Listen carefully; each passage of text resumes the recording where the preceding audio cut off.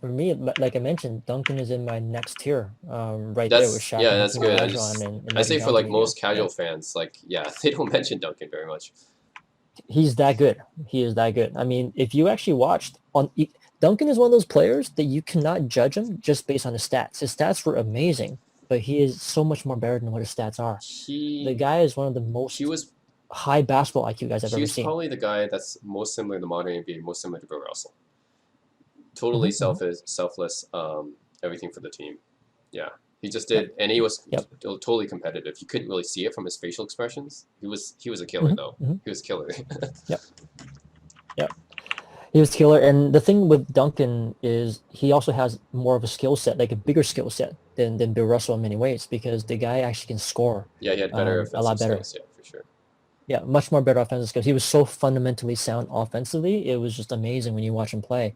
He knows exactly what to do every single time. For example, if you watch, it's always about the little things. For example, if you actually compared back during that era, Tim Duncan versus, say, Kevin Garnett, on paper, if you watch their Yep, stats, they look almost yep. identical. But in actuality, like I think Garnett's a great player. You know, I like Garnett a lot too. If I was choosing teammates, I'd love to have Garnett as my teammate. But if you really try to compare Tim Duncan and Garnett, in my opinion, I think Tim Duncan's clearly the better player when you actually watch him on the court. And the reason being is, for example, when you watch these guys play, their stats might come out the same, but it's the way they get their stats, it's the way they get their points that's really different. Tim Duncan does it efficiently, and he does it within the flow of the team, and he does it at such a high clip where it's like either you're going to have to Hmm. foul him or he's going to get a good shot off. Whereas Kevin Garnett actually, because Garnett never played in college before, he went straight in from high school. And a lot of those players that came in straight from high school, I think they were missing some of the fundamentals, whether it's how to post up properly, because guys like Garnett and T Mac, these guys straight up from high school, you were so physically dominant when you're in high school. You're playing like a man among children back in high school. So you didn't really have to focus on learning how to play a team Yeah, game and how to play fundamentals and how to get your footwork. And so all they had to do is just jump over the guy, reach over the guys and just take a shot over them. So when Kevin Garnett gets the ball in the post back then, he tends to like to take a lot of turnaround jump shots. And they weren't really high percentage most of the time. Whereas Tim Duncan, when he gets the ball like on the block, it's kind of like when you see Shaq, Hakeem, these guys, Kevin hmm, McHale. He knows exactly what to do when Tim Duncan gets the ball. He gets it, depending on how the defender's playing him. He could take a turnaround, but he can also just do a little drop step and just spin right into the paint. And then after that, he knows how to draw the contact after the spin. And the defender's already to his side after the spin. The defender can't even block him anymore because he's got his body in between the defender and the basketball with that fundamental footwork. After that, you're pick your poison. Either foul the guy or let him get yeah. the easy layup. Whereas with Garnett, when he gets it, a lot of times he just turns around and takes a jump shot. But Garnett's usage rate is so high that he takes so many shots that at the end it looks like they're getting the same amount of points. But Tim Duncan does it at a way more efficient clip when he's actually playing. And that's why Duncan is the type of guy that you can actually run your offense through and win championships running your offense through this guy because he plays so efficiently and he just makes all the right plays. And it's either you foul a guy or he gets a good shot off every single time.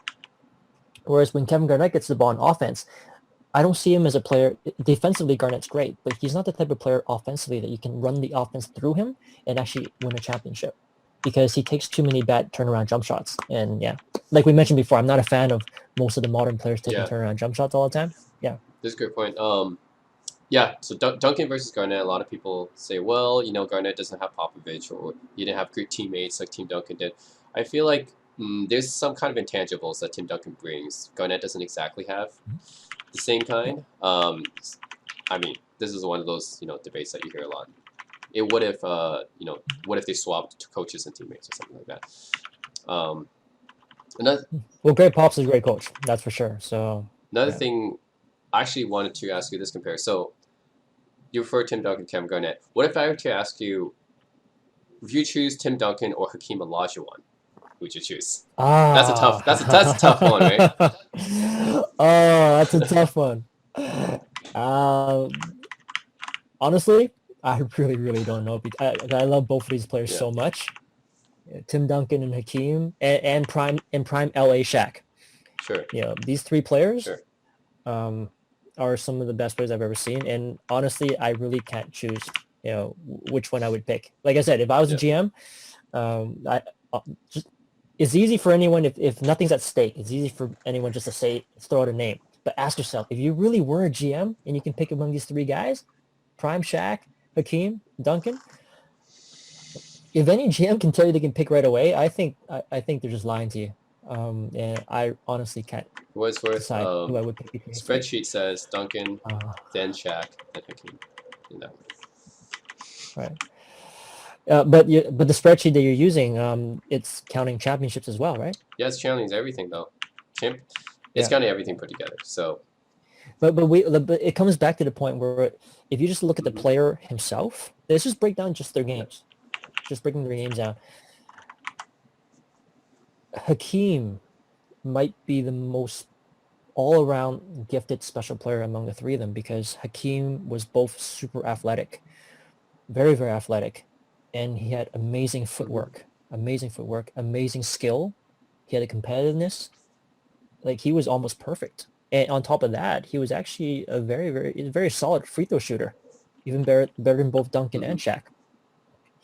So if you really break down their games, Hakeem is almost perfect.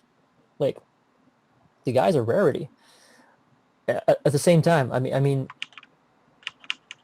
my only maybe one small knock with Hakeem, one small knock compared like to say Duncan is that I think the ball doesn't stick as much in Duncan's hands. Duncan, when he gets the ball, he can make a quick decision on whether to pass it or whether to make a quick move, and he doesn't waste much time.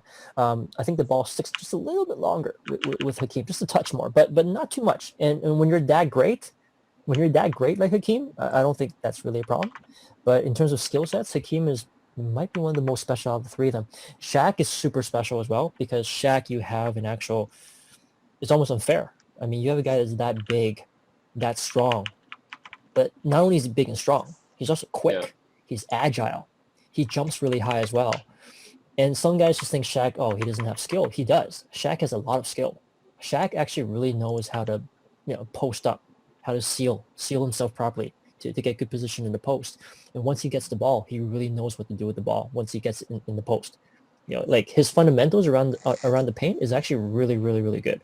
For example, when you watch him play, he gets the ball, like the way he pivots, his drop steps, how he knows how to use the body and with the drop steps and get an easy shot.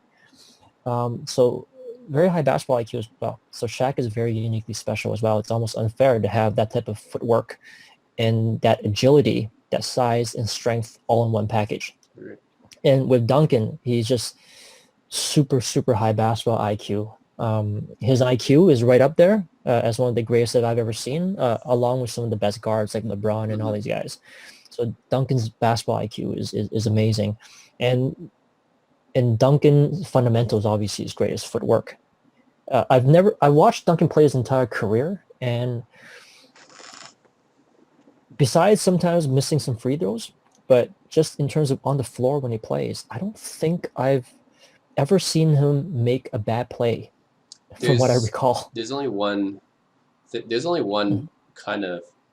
So Duncan, his career is almost perfect. There's only one thing I can count against him is Game 6 of the 2013 Finals, where he misses a layup, and it's not common for him, right? But obviously, that kind of cost him the game. So yeah. But what I mean is like missing a shot is okay because people miss shots. People will. But that's the only time where like he's usually very clutch, where he wasn't, right? Yeah. So that's the only knock. That happens. Yeah, that happens. I mean, people miss shots. So, but what I mean is like in terms of the decision making, what move to make, when to make the pass, when to take the shot. Well, regardless of whether you make the shot or not, that's okay. But actually, the correct decision of when to shoot, when to post, when to do the drop step, when to pass, when to find a cutter. Duncan, rarely. And also the 2013 Finals was partly Pop's fault too. I think he benched Duncan for like the last few minutes when he should have put him in, right? Oh, you mean against Miami? Against my boys, right? Against LeBron. Yeah, I mean Duncan could have easily been 6-0, very very close to being 6-0. The 3 hour shot, right? Yeah.